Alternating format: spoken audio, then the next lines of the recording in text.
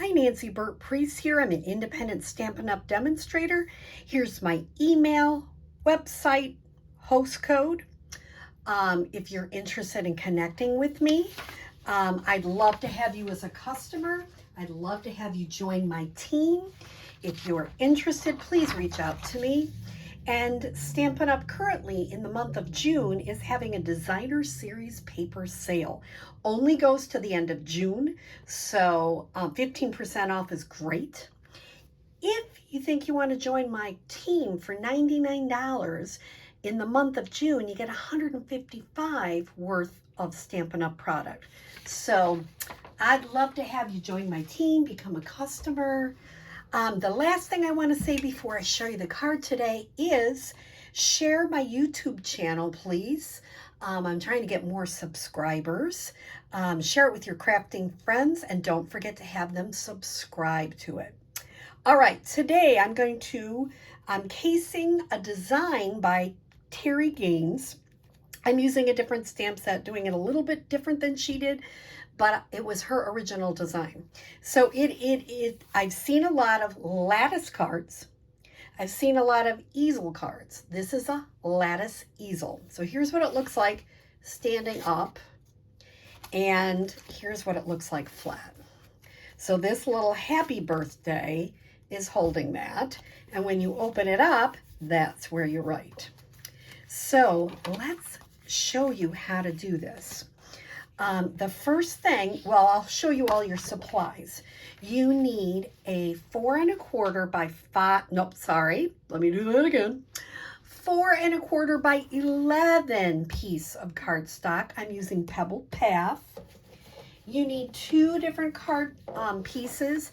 I'm using Garden Green and Pebbled Path. My goodness, I cannot say that today.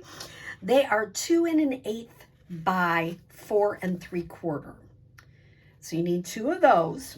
Like I say, if you come to one of my classes, you are lucky because you get it all prepared for you. You're going to use a piece of designer series paper, 2 1/8 by 4. So this one's not 4 1/4, 2 1/8 by 4. I'm using the oval duet punch. I did Happy Birthday, and I keep looking, what is that from? Oh, Circle Sayings. I love that Happy Birthday. It fits in here perfect. Basic white and Pebbled Path. And then I am using some Lattice pieces. So 4 of the short ones are 1/2 inch pieces by 3 1/2. You need 4 of those, 1/2 inch by 3 1/2.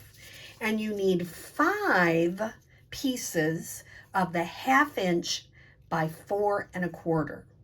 So these are 3 1/2 inch by 1/2 inch, 4 1/4 by 1/2 inch. You need 4 of these, 5 of these.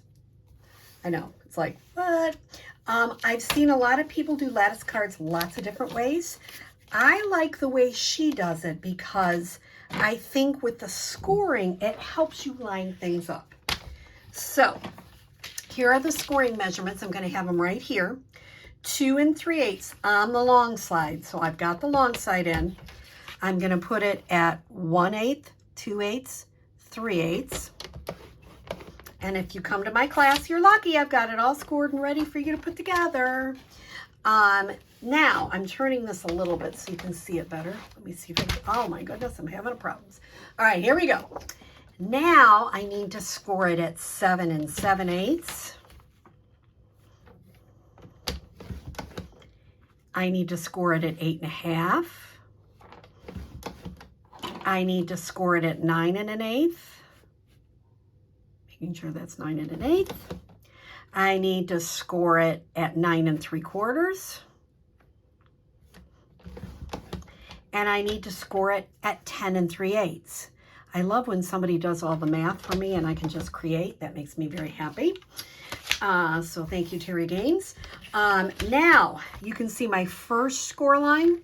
I'm going to line this up at 3/4 inch. And I'm going to go down to that first score line. Okay. Then I'm going to line this up at 3 1/2 inches and go down to that first score line. Okay, so I'll show you. This is going to be surprising how she used it. I thought it was really creative. So I liked it because it helped me line things up. So you're going to fold this one in.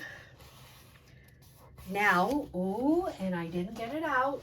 I have my bone folder. You know how I always am trying to do stuff and I don't have my bone folder? Well, for this one, you really need your bone folder. So can you hear me rummaging around? It's in one of these bags. And I'm gonna find it. And I did. So if you come to my class, I'm gonna encourage you to bring your own bone folder. I always have some, but this is really important. We really need a crisp fold. Same thing on this one. We're gonna fold it in. And if it goes over a teeny smidge, it's not gonna be a problem. Really need a crisp fold. Okay, so now you would think this is where we're gonna put the lattice. We're not. We're using it as a guide, which I think is brilliant personally. I wished I had thought of it, but of course I didn't. So I'm gonna get my short ones. I'm gonna put them on one side and my long ones on the other. So now what you're gonna do is you're gonna put, and I would probably not use liquid glue here. Normally I like liquid glue, and of course I'm gonna be done with this. Well, guess what? You're gonna get to see me put in a stamp and seal refill in case you were ever wondering how to do that. So I bought the stamp and seal refill. You just have to open it up. Gosh, I usually don't have my fingernails painted, but my granddaughter really wanted to do our nails together. She had painted them and I had to touch them up a little bit because I'm kind of rough on my nails, but so that was super fun. So I'm taking this inside piece out and that part gets thrown out. You know, you do get some extra, I call it goo. Just move the goo off, you know, kind of get that goo out of there. It's just adhesive that gums up. Now, when you first put this together, it does not make sense to me. I'm not a very mechanical person. This big one goes in the back. And then this just pops, oops, I forgot I had adhesive on that. Move that over. It pops up in the front and you've got your stamp and seal. Okay, so this one has some adhesive on it. And I'm going to put that on the inside of this score line. And I'm going to press this down. I'm trying to get it flush. This is where, if you had a ruler, actually, let's do it up. Oh, my goodness. What is she doing? Let's do it this way and see if I can butt things up against a ruler. If you have, I have one of these, I don't know what you call that. It's a ruler, but it's kind of curved and it gives me a little bit more to butt up against. I'm gonna have the adhesive side up. It seems wrong, it is right. Our goal is to get that flush. Okay, now it wiggles around. So this is probably one of the hardest parts, pushing it down, okay? All right, same thing. I'm gonna do another piece. Put the adhesive on the top. I'm gonna butt it up. You know, that's totally up to you if you wanna use something to butt it up. I just work on making it flush and know that if it's not completely flush, I can always cut a little bit off. So it's really not a crisis. So now I've got those two parts. I'm going to set this to the side and turn it around. Okay, so this is kind of my, that's what these lines are for. They help you line it up. I love that part. So now, oh no, I turn it again. I want this one to go flush against the edge at the very bottom. I mean, flush against the edge. And it's going to adhere there and it's going to adhere there. Now, yes, I know that the score line, remember, we're going to cover that up. You're not even going to see them, but they give you as a guide. So the next one, I'm going to line it up in between the score lines. Try to get it as flush as you can if I cut them correctly. Okay. Push it there. I'm going to do the same thing with this one. In between, and you know, like that one, I kind of got it in between.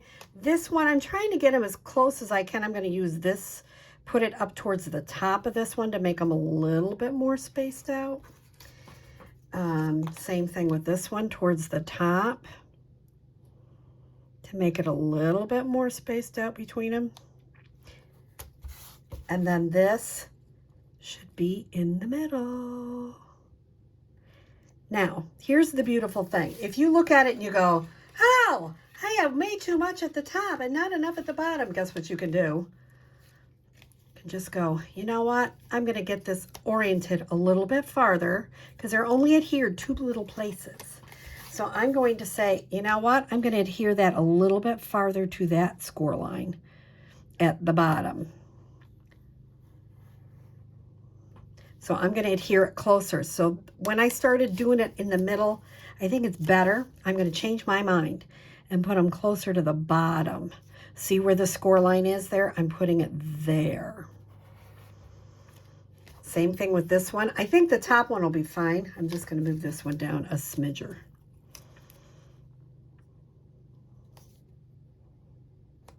They're not perfect, but they're pretty good. I like that much better. Now you're like, wait a minute, I still have adhesive on there. Yes, you do, but not a problem because we're going to cover it up. And we're just going to go right here. This one's going to go, make sure that's not popping out there. I'm going to put that one right here, flush to the bottom, making sure that's covering that up completely. And it's also going to hold these on there better too. I'm going to do the same thing with this one.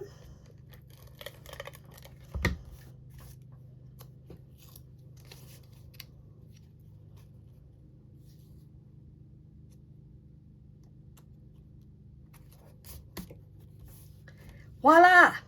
And like I say, if you really hate that this top one, I should have moved that one too, but I didn't. And I'm really okay with that. Some people aren't. I'm really okay with that. Okay, now you're like, oh, it's got all this score line on it. Not a problem, because oops, where's my original? This is going to be covered up. That's why we have these little 2 pieces of cardstock. So this one is 3 1/8 by 4 1/4. I'm going to try to get that as flush as I can to both ends, because it's really covering up all those score lines. Just kind of keep wiggling it around. This one you could use green glue. That's totally fine. And then on this side, I'm going to put the green. Make sure you don't adhere it on top of the score line or it won't be able to bend.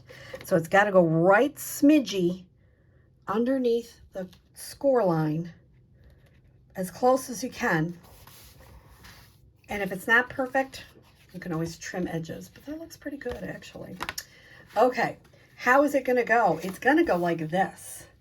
That's why I really kept having you burnish that fold. So the next thing we're going to do is you're going to, I already gave you, if you are one of my people, you have the pebble path, and then you can put the seine of your choice. There's a couple seines in the set. And then we're going to pop this up. And we're going to pop up 3 of them, because you really want that to hold. That's your mechanism that holds it in place. So I'm going to put that over here. So we don't want those. And you're going to put that right, oops, there's a little yucky stuff there. As close to as centered and as close to the edge as you can get it.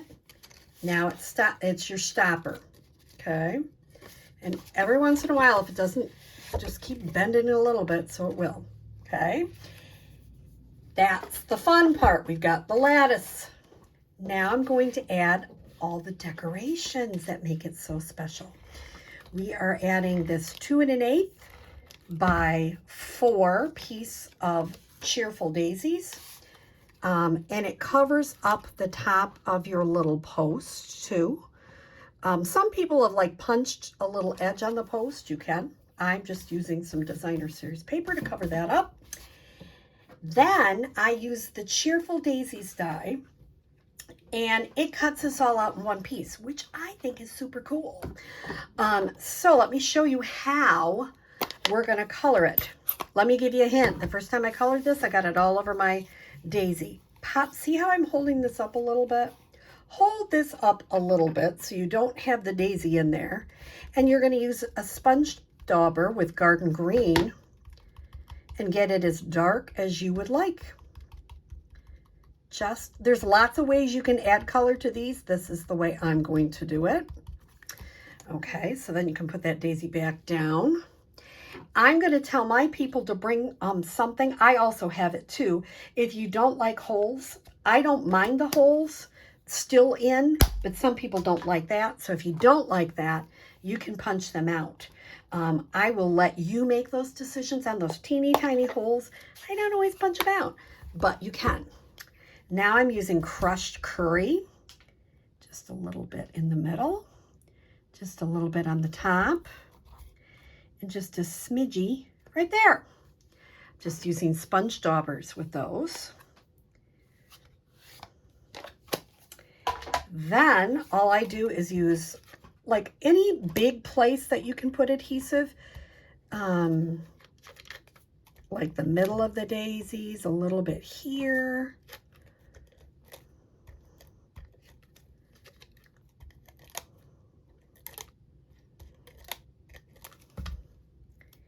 And I'm going to lay it however I want. I'm just kind of doing it this way. You could pop it up if you chose. I chose not to, but you could. And if there's any as you go through, you can always look in the back. Is there any adhesive that's poking through? That's why I was careful to put it on. You don't want that in the back. Oh, one important part we didn't do yet is this is the easy part, which is the 4 by 5 1/4 white that goes on the inside. And that is just for you to write on.